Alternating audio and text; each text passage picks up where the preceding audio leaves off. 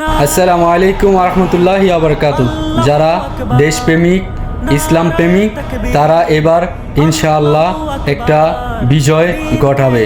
যারা ইসলামকে ভালোবাসেন এবং কি ধর্মকে ভালোবাসেন, তারা ইসলামের পক্ষে ইসলামী আন্দোলন বাংলাদেশ পীর সাহেবের চরমনায় দল ইসলামী আন্দোলন বাংলাদেশ হাত পাকা মার্কায় দেখে ফেব্রুয়ারির 12 তারিখ সারাদিন ভোট দিন। তারা ইসলামের পক্ষে, ইসলামকে মেনে তারা দেশ গঠন করবে, রাষ্ট্র ব্যবস্থা করবে। তারা ইসলামের পক্ষে রাজনীতি করে, তারা রাজনীতি করে ইসলামের পক্ষে, তারা রাজনীতি করে এবং এবাদত মনে করে। তারা কোনো এখান থেকে দুনিয়ার কোনো লোভ লালসা তাদের নাই। তারা দ্বীনের পথে, ইসলামের পক্ষে, হকের পথে আছে। আমি সকলকে আহ্বান করব ইসলামের পক্ষে হাত পাকায় ভোট দিবেন ইনশাআল্লাহ।